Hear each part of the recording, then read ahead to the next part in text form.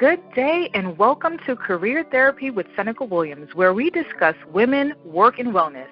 I'm a therapist and career coach who believes that every woman has the ability to achieve her dreams of a successful life and career. All she needs is the right support system and some success skills. I'm so happy to have on the show today Vladimire Calixte.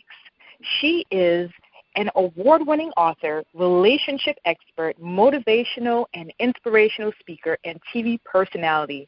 Her work has been featured in various media outlets, including WBLS, The Quiet Storm with Lenny Green, Heart and Soul Magazine, Fox News Radio, CBS Radio, ABC Channel 7, Ebony Magazine, Centric TV, BET Networks, Hot 97, Street Soldiers with Lisa Evers, and the list goes on. She's most noted for her award-winning book, Naked and Transparent, 6 Vital Tools for Knowing Yourself and Attracting Healthy Relationships. And she's most proud of being a happily married mother of 2 young children. She's been married for 13 years, and I'm so happy and privileged to have her here. Welcome, Vladimire. Thank you, Seneca. It's a pleasure to be here. Pleasure. Thank you so much. So, I mean, you're like Superwoman. You have all this stuff going on. You're a mom, a mompreneur. You're married. Like sometimes people see all the things you're doing and they're wondering, does she sleep? How do you make all of this work? So would you like to tell us? If I can be completely transparent, yes. I can't do it without God. If I can just say it's Him that's given me direction. Yes, I do get tired, and also by the grace of God, I have a wonderful husband. He is extremely supportive. He is the face, the behind the scenes of life rebuilding. He's the behind the scenes of what I do. So, and I'm truly humble and grateful for it. Sometimes I don't even know how I do what I do. Well, I am so glad that you shared that. You are human just like the rest of us, and you're doing all of this. But for our listeners out there that are like, how can I achieve all of this stuff if I have kids and I'm married and how it's going on? You put God first. I love that you went there. God is at the center, the front and center of everything for you. He is. He definitely is. He's my rock. He is my direction. He is the head of our home. So he really is. Awesome. Amazing. So today I have you here to talk to our listeners about when work husbands and wives go too far, 3 steps to dealing with workplace infidelity. And we all know that sometimes we have that special friend at work that we go to lunch with, we take our coffee breaks with. It could be, us having a work husband, or maybe our husband has a work wife, and, we spend a lot of time with this person, and sometimes it can go a little bit, too far, maybe some lines are crossed. So I'm happy to have you here talking about that. Being that you are a relationship expert, you can speak to this and speak to our audience about this.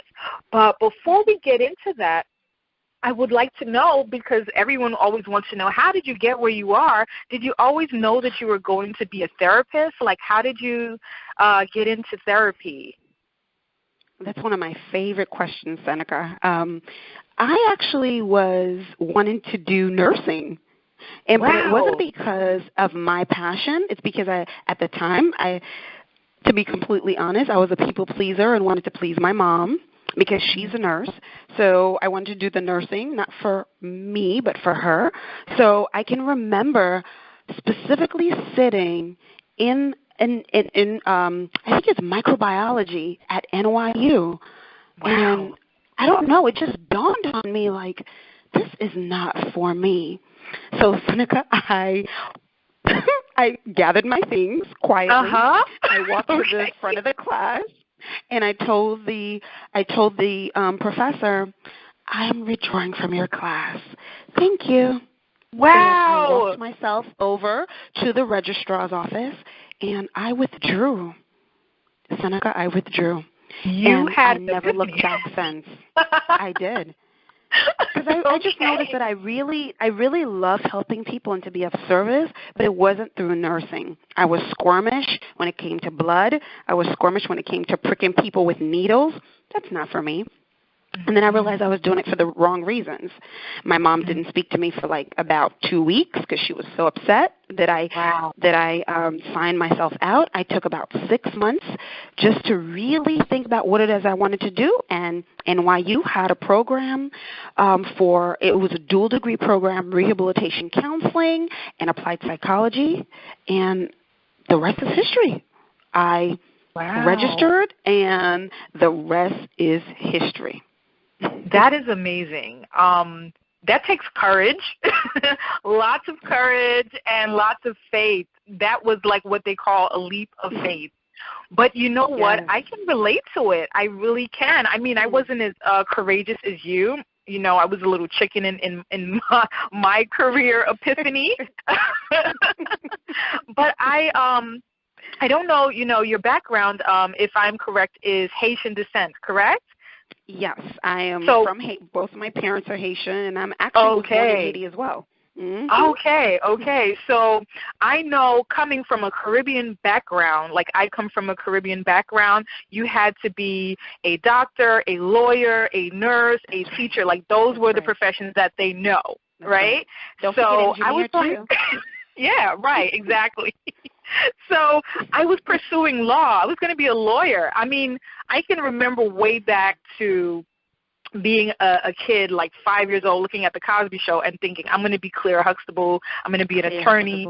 And I knew that my parents would be happy if I became an attorney. And I was pursuing that for so many years, and I kept hitting a wall. I wasn't getting through, and it seemed really difficult. And I even ended up getting a paralegal certificate and working in the legal field for some years. And then it was at 28 that it hit me, and I said, this is not for me. I don't like it, and I don't think that I want to do this for me. I think I was doing it for them, like you said, people-pleasing. So I like that you shared that. You had a career epiphany. This is going to be a new thing that I use, I guess.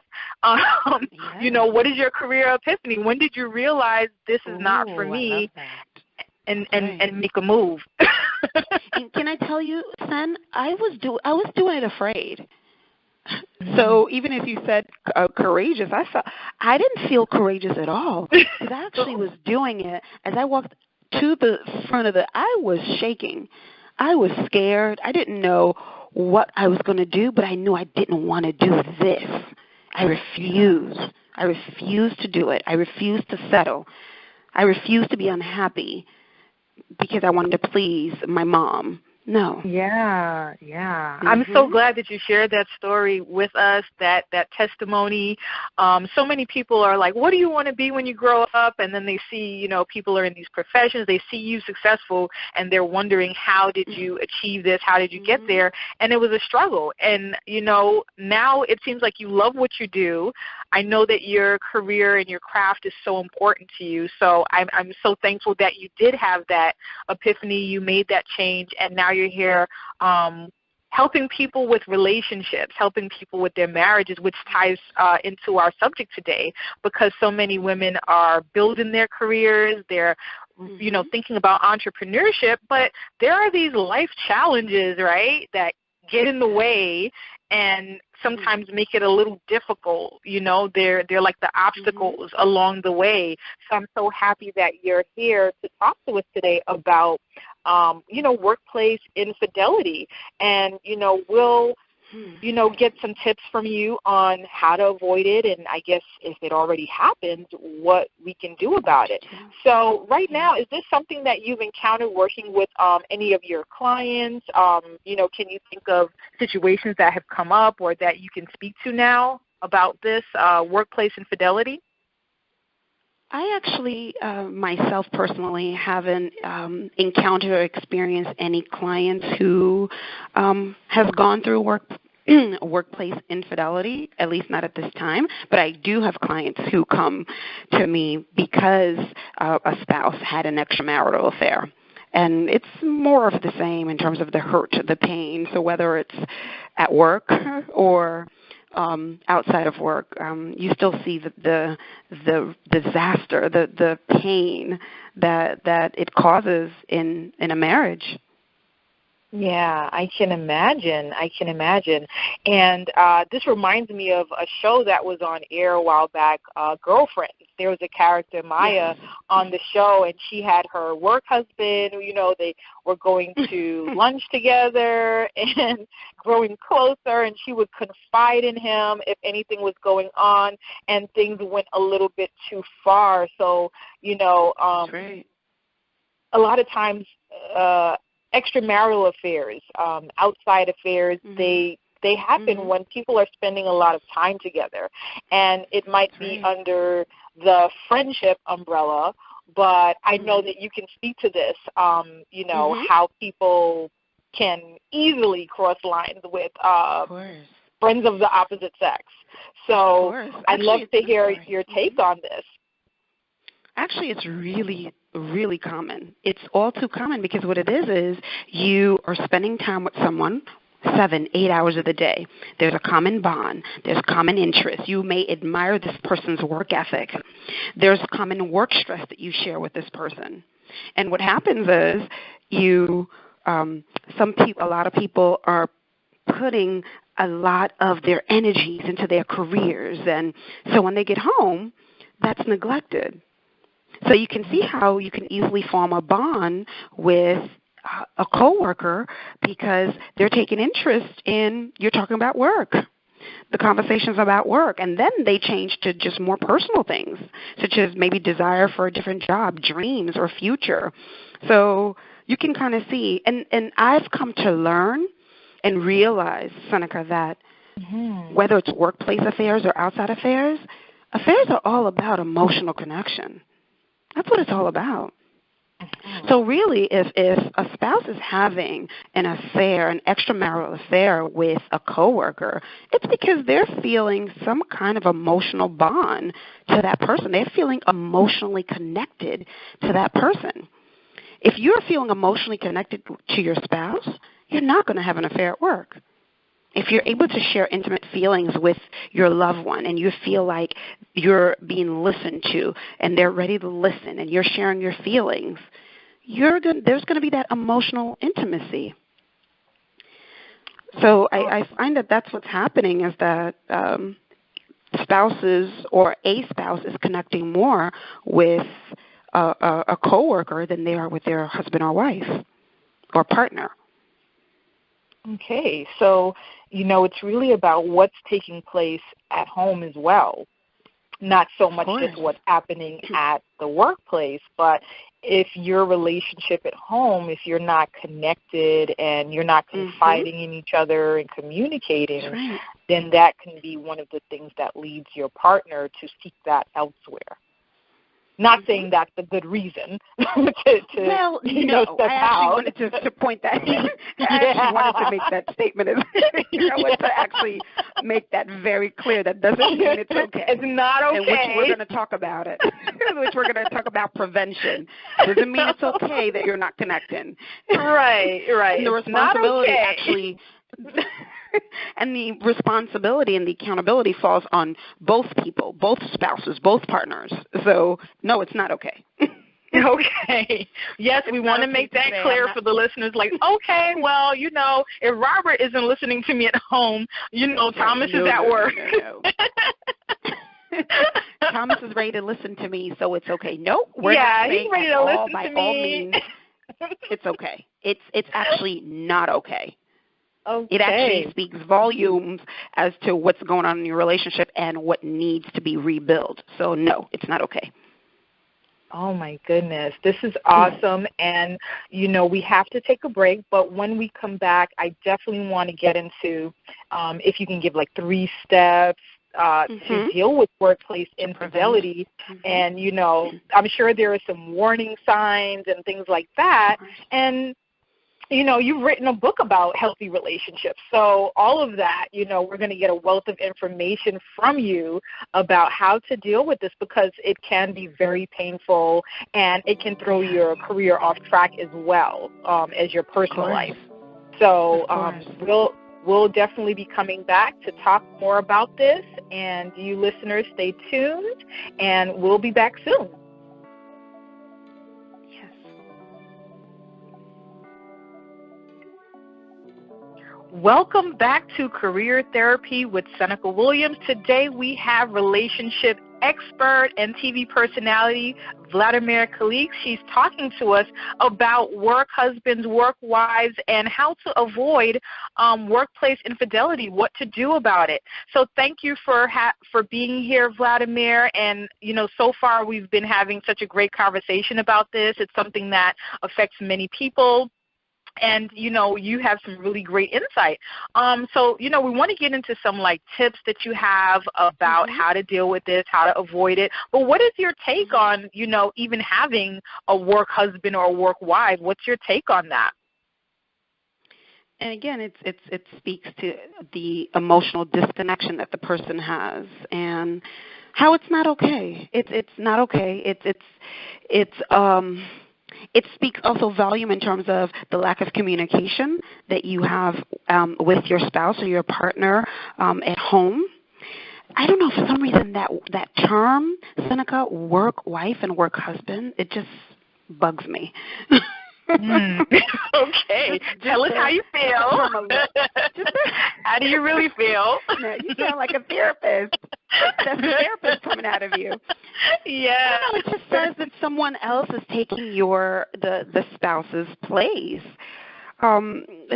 It just sounds wrong. It just sounds wrong. It's something about the word that sounds like a betrayal, that sounds like secrecy. It's just wrong. Yeah, and it really speaks again to the lack of emotional intimacy that's going on, because workplace affairs, they're on a rise. They're on a rise, and something needs to be done. We need to have this conversation that we're having, for starters, is a great conversation, just to have people thinking or to start doing things different. That's a must. They can start by not, declaring someone as their workplace spouse, right? That's a start. Yeah, something about that just feels extremely uncomfortable. That's right. Yeah. I wouldn't want to hear my husband having a work wife. Right. Right, exactly. I mean, and I'm coming from a perspective of a wife, more so than even a therapist. I wouldn't want my husband having a workplace wife. That means that they're sharing intimate conversations. They're sharing intimate stuff. They're sharing dreams. They're talking about their personal life. That's a boundary crosser. Right. That's an extreme boundary crosser. Exactly. So that goes right into, what are 3 things they can do? People can do, maybe there are some warning signs. If you can tell us, are there warning signs that, oh, my gosh, this is going too far? And then what do you do about it?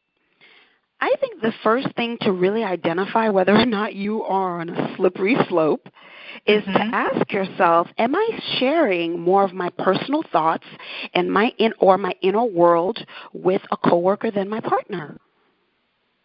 Do my coworker know more about me intimately than my own spouse? Check yourself. And then I say, if your spouse were here, how would they feel about you saying this about them? And again, it's about just self-introspection, self-reflection. Do not share things establishing firm boundaries around friends of the opposite sex at work or outside of work. Do not share things with people if you haven't shared them with your partner. Those have to be rules of thumbs that are established. And if you're having marital affairs or if you're having marital problems, or you're having problems in your relationship, do not share it with someone of the opposite sex at work. And what's to gain? What are you really doing? What's your motivation for sharing that? Again, it's checking yourself by asking yourself these questions. Does this person know more about my inner thoughts or inner world than my partner? And if your answer to all these things, and if you're honest with yourself, is yes, then you're on a slippery slope. And then you need to really, really come back from that. That's a must. And don't put yourself in situations where you could be tempted. So, for example, if you're traveling with a coworker, you don't go in the same hotel room. You don't go in the same hotel room. It's just clear, but it's just clear boundaries. You don't go in the same hotel. You're not going to put yourself in situations where you could be tempted. Yeah. That's a big one. And it's a lot of time people are like, oh, it's just innocent. We're just hanging out. We're going out for drinks after work. We're just going to go to the bar. We're just going to, whatever it is. Like you said, they're traveling. Right. Oh, yeah, come back to my room. Of course. And it starts off, maybe innocent. Yeah. That's right. Yeah. It always does. It always does. It always starts off as innocent. You're traveling together, then you end up at dinner, then you're working late hours, and then the two of you have dinner and are talking about work, and then the conversation changes to personal things, then you start talking about your dreams. Forget it. When you start talking about your dreams, that's it. Oh. Yeah, you mentioned that earlier. There's something. Yeah, there's something to that. Is there, when you share your dreams with someone, is there something to that? Like, of course, because you're being vulnerable. You're saying, I am removing, or I'm not guarded. This is me. This is the real me, and I am sharing with you my hopes and dreams. That's a deep emotional level when you start sharing your hopes, your dreams. And then you start noting that your colleague is attractive, and then you start exchanging text messages about work, and slowly it changes into clever, funny, or even slightly flirtatious messages. Oh, there's always warning signs. Okay. And then it's a touch here, and then it's a touch on the shoulder, and then a playful touch on the knee. Oh, yeah. Oh, yeah, I can imagine. I remember my days. I mean, now that I work by myself, I'm my own work wife. But I do remember the days when I used to, work corporate, and after work everyone would go to happy hour, the local pub or the local bar in the city, and there was a lot of touching.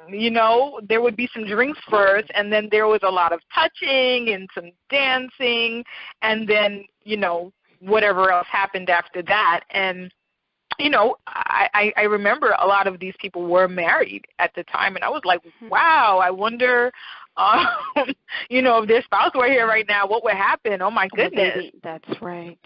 Yeah. And let's be honest, if your spouse were here, you would act different. So if you know that you would act different, if you are cognizant and aware of that, then that just tells you what you need to know, that what you're doing is inappropriate.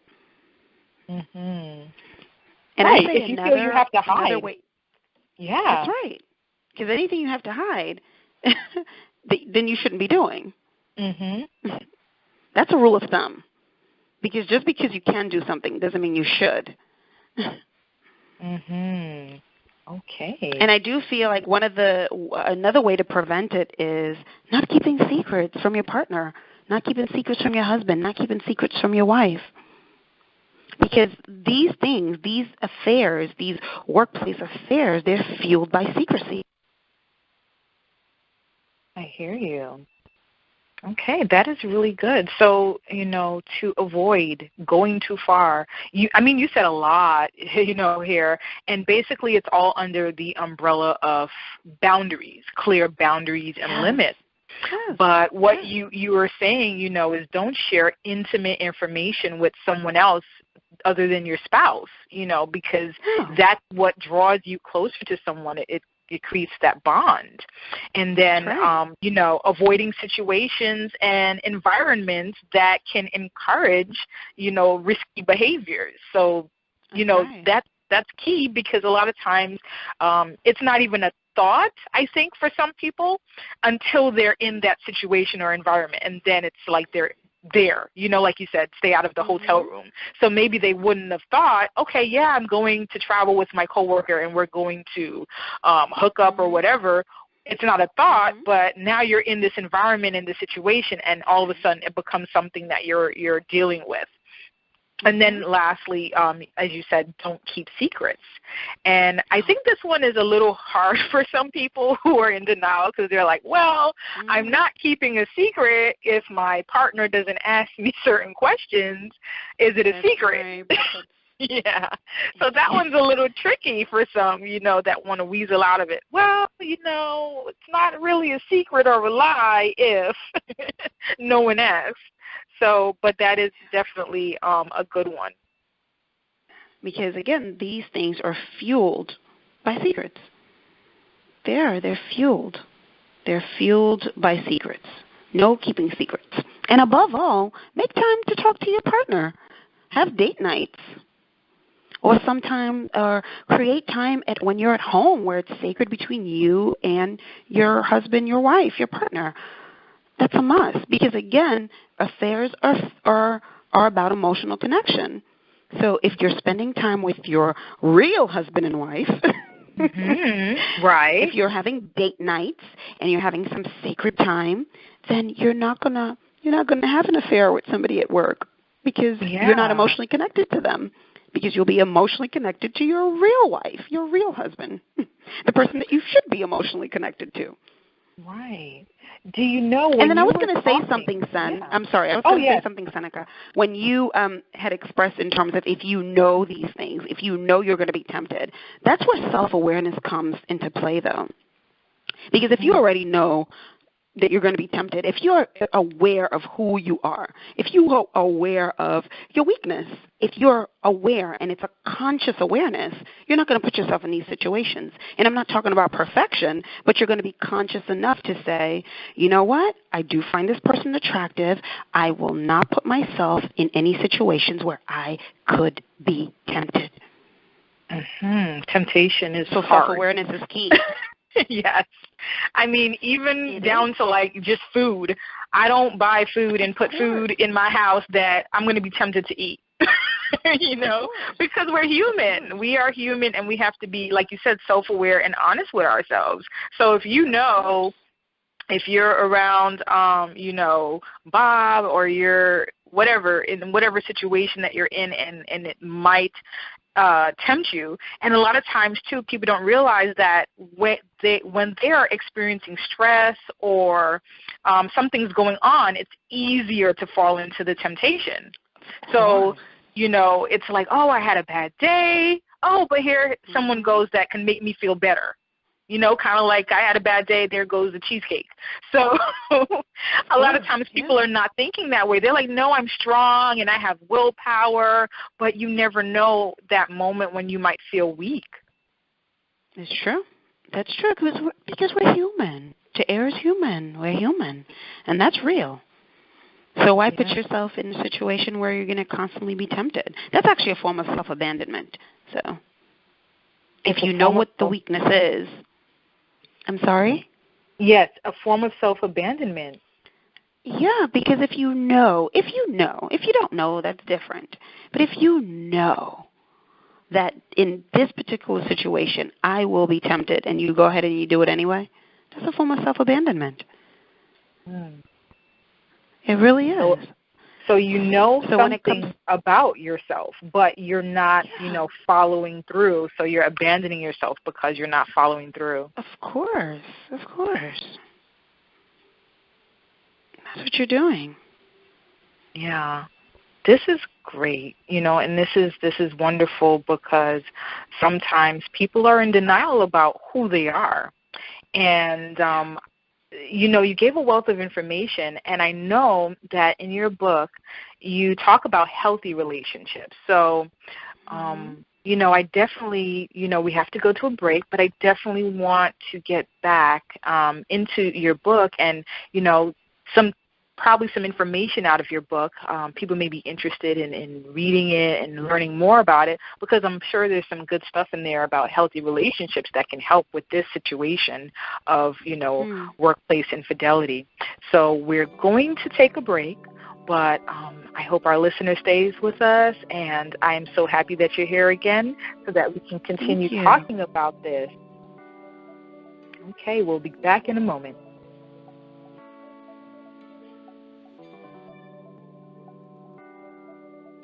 Welcome back to Career Therapy with Seneca Williams. Today we have Vladimire Calixte, the relationship expert and TV personality here, talking to us about workplace infidelity and when things go too far with your work husband, work wife.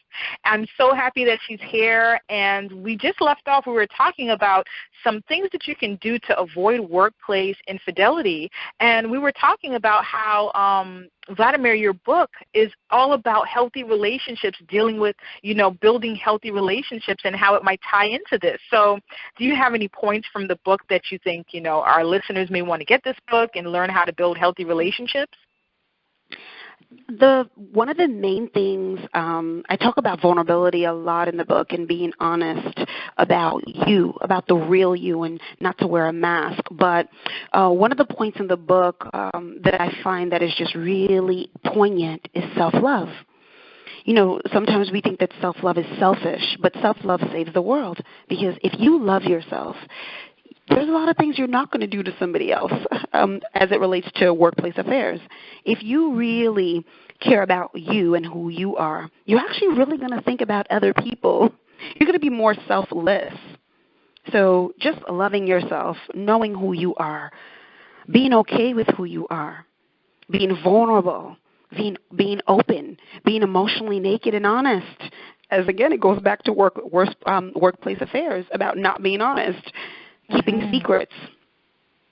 Because when you're vulnerable, you're not keeping any secrets. When you're vulnerable, you're open. Although, people might say, well, there's a risk to that. Well, of course, there's a risk to everything. But it's a beautiful thing that you don't have anything to hide when you're emotionally naked. This is true. It is very true. So in your book, it talks a lot about self-love, and I'm sure you know how to create self-love and things like that, because so many people don't understand how self-love and vulnerability, how it's connected to how we behave, our thoughts, our emotions, our relationships, and all of that. So of course. I think it's going to be, wonderful for them to get their hands on this. I'm excited. So I am republishing the book, and it will be republished in January of 2018, so the first month of the new year. I'm super excited. I'm going to be doing some tours for the book, so I may be coming to your listeners, some of the cities that your listeners will be listening. So I'm really, really excited about 2018. As I continue to express in 2017, I do believe it's about soulful living. It's about being emotionally free. It's about self-love, vulnerability. Those are superpowers. So, and I guess that's why I'm so passionate and so happy about this book, is to really help others just to get to that place. And if it's not, just to have a conversation, at least have a conversation. Get your mind going. Yeah, this is great. I am excited to see, the new release of the book and your tour and all of that. So I'm sure you're going to be visiting different places and speaking about it. When someone sees your success, when they see that you're doing all of this and you've written this book, and I know you to put yourself in your work. And, I've been following you on social media for some years, so I know you put yourself into your work, and you are the definition of naked and transparent, and you put yourself out there because you know how much that helps people and how valuable it is.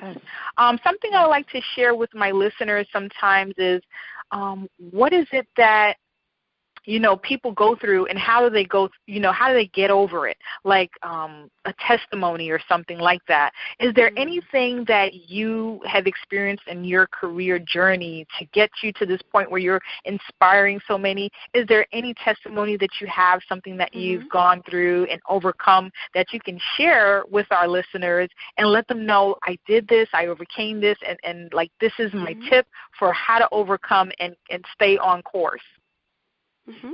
So when I started Life Rebuilding back in 2011, so my husband was the one who was helping me in terms of financially Because Seneca, as an entrepreneur, you know full well in terms of the cost that goes behind it. And he was helping. In 2012, he got into a really bad car accident, but by the grace of God, he was good. He got into a really bad car accident, and from, I'll say, 2012 to 2013, everything went downhill. I was practicing, but it wasn't the way I am now. It was tough financially. It was tough for us, but we made it through. We refused to give up. And I would say if you are listening right now to this show, just hold on. Because I promise you, you will see the light at the end of the tunnel. It may seem hard, because can I tell you, Seneca, there were times where I cried. There are times my husband and I, we were just like, oh my goodness. But we held on, and we turned to each other instead of away from each other. So if you are a spouse and are a couple and you're going through a tough time, turn to each other instead of away from each other. And keep praying. If you have a relationship with God, continue to pray. Continue to go through. And I always believe that, it's okay to have a meltdown. You just can't sit. You can't unpack and live there. You can't unpack your things and live there. Just keep going. Just keep moving, and you will see it through. Because can I tell you, by the grace and mercy of God, I have a full practice, and things are going well. It took some time. It took a lot of tears, a lot of mistakes. But by the grace and mercy of God, now things are going well. There always will be challenges, of course, but I'm just staying the course. Just staying the course and not continue to give up. One thing I also want to share is that, people often wonder, how have you developed these relationships with NFL and you have some celebrity clients? Seneca, I don't take no for an answer. I don't take no for an answer, and I am immune to rejection now. God has done it for me to the point where I am immune to rejection, and I don't take it personally. Because to me, when you tell me no, you're really telling me not now. And when you tell me never, then I say, okay, so I understand. But once you say no to me, I read it as not now, and I will continue. So my relationship with the NFL is because I nurtured that relationship for 4 whole years. Okay. I even have a letter, Seneca, from the head of the player engagement department of the NFL saying that they don't need my services because they already have providing these services to their players and their families. But today, I have a few football players that I see for therapy. Okay. And I do get phone calls from someone from the NFL if they need me to see someone. So Amen. I'm just saying not to give up. Yes. I'm just saying not to give up, even if giving up seems like it's the easier thing to do. But just because something is easy doesn't mean it's good for you. Just hold on. Cry it out if you have to. Talk it out. Cry. Stomp. Have a meltdown. But you just can't unpack and live there. I love that you shared that, and I thank you for your transparency and vulnerability in sharing that you've overcome these things. People can overcome emotional distress because, of course, all of that stuff is going to play on your emotions, all this stuff you've been through with your husband with the accident and, finances and being rejected and rejected again. All of this is going to play into your emotions, and for some people, they're like, okay, I give up. I'm hurting, I'm crying, I'm sad, I'm over it, I'm done. I don't want to feel this anymore. But what you're saying is do it while you're crying. Do it while you're sad. Just don't stop. Pray through it, but don't stop. Do it afraid, right. Keep going. Why not? Until you're not afraid anymore. You're not afraid anymore, because at some point in time, you're not going to be afraid anymore. And when you live in fear, that's the bait of Satan. and that's not of God. But I love do it while you're afraid, until you're no longer afraid, until God empowers you with boldness. But do it afraid. Cry while you're doing it. But just don't give up. Don't give up. We have had therapy today, and we have church right now. You know, I love this because I always say that God should be at the front and center of everything that we do. And like you said before, I pray over everything. I prayed on even my guests that were coming on the show.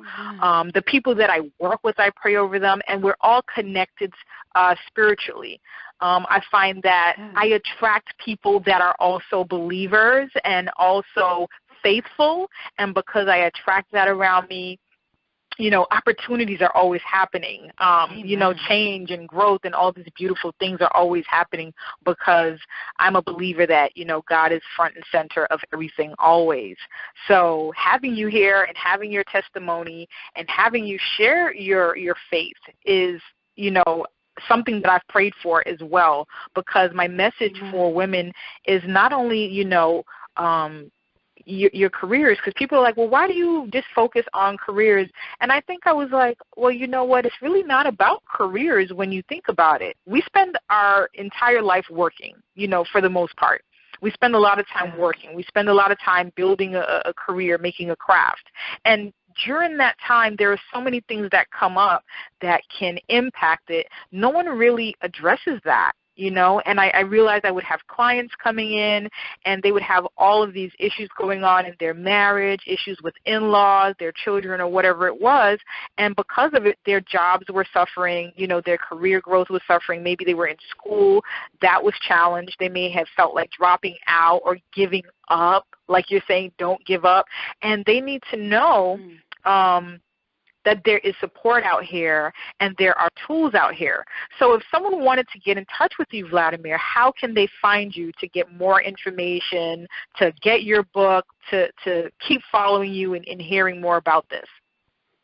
Yes, I would say definitely go on my website at liferebuilding.com. You can also email me at info@liferebuilding.com with any questions, and I am super open to respond to any inquiries or comments, questions. I'm open. And you can also follow me via Facebook at liferebuilding.com or my personal page, Vladimire Calixte. Awesome. And I know you're always active on social media and always doing something. What can they look for in 2018? I know you have the book is coming out. What else can they look for? I'm super excited about 2018. I am actually going to be doing something with Lenny Green in February. We're going to be collaborating on something as it relates to relationships. I'm really excited about that. I'm working on my children's picture book called The Power of My Words. I have another adult book coming out in 2018. I am excited. I am up for a nomination for two categories, and looking forward to seeing the result of that. And I'm also going to throw in my hat for the awards, the Black Literary Awards, which I'm excited. I'm really excited. And can I share with you, Seneca, what I'm excited about is to be of service. That's what is doing my heart good, because I don't feel like it's about me, but it's about the message. So if God can enable me because it's Him that's doing it, just using me as a conduit to help people get rid of people-pleasing, to help them become emotionally free, to no longer be emotionally dependent, to start living from their soul as opposed to their ego, then I've done my job. So I'm truly humbled by it. I don't take it for granted, and it's all about being of service. That's what it's all about. Well, thank you for your service. And I am so happy that we came up with career epiphany. I am so happy for that day you walked out of microbiology and you said, that's it. Yes. This is not for me. And, you changed course that way. So I'm excited for all that's coming up for you and to follow it and see where you're going to go. I've been following you for years, and I see where you've been and where you are now. And I know that there's only so much more to come from this. And I appreciate you talking to our listeners about something that can come as a stumbling block in their career development, in their career journey, such as workplace infidelity, and giving them the tools and the knowledge that, it starts with self-love. It starts working on your relationships at home, before something happens outside. So this was really good. This was informative and helpful. And thank you so much for sharing your personal testimony about what you've been through, because it helps others and it helps women especially to know that you can have children, you can be married. It doesn't matter where you came from. You came from humble beginnings. You came from another country. Sometimes people use all of these things as excuses and reasons and blocks why they can't pursue something. So I think it's amazing that you're an example and an inspiration to women out there that are like, I want to be successful, I want to change my career, or I'm not happy, with what I'm doing, and I'm people-pleasing, and I want to live for me. Yes, people-pleasing, yes. It's a disease. Well, I will go ahead and say I am a recovering people pleaser. So I definitely know how it can be something that is a great impact on all areas of your life when you are a people pleaser. And, since you are of service to others and you're explaining what this is and what it looks like and the dangers of it, I think this is really great. Would you like to leave any final thoughts for our listeners? Yes. It all starts and ends with you. And that accountability, responsibility is a superpower. So instead of pointing the fingers, look at you. Look at the things from a place of self-compassion. Look at you. Be introspective. Don't be afraid to look in. Don't be afraid to check yourself. Don't be afraid to do some self-reflection, because that actually saves the world. And our actions affect 7 generations over. So living a life that is emotionally free by being constantly conscious and taking responsibility and owning what's yours is a superpower. It's a superpower. So own it. Own your superpower. Yes. Own your superpower. I love it. Thank you so much. Thank you. I'm going to be owning my superpower. That's right. Yes. Thank you so much. This has been wonderful having you here, talking to, my listeners, talking to me, because everyone that comes on the show, I'm learning from them as well. I'm still in career development until the day I die. I always say I'm always learning, always growing. It doesn't end for me. So I get something from everyone I speak to, and I, genuinely appreciate you and your time. And thank you so much again. I would also like to, yes, I would also like to thank our listeners today. I enjoyed having you here. I would like to thank our listeners today as well, and I hope you join us next time on Career Therapy with Seneca Williams. Take care.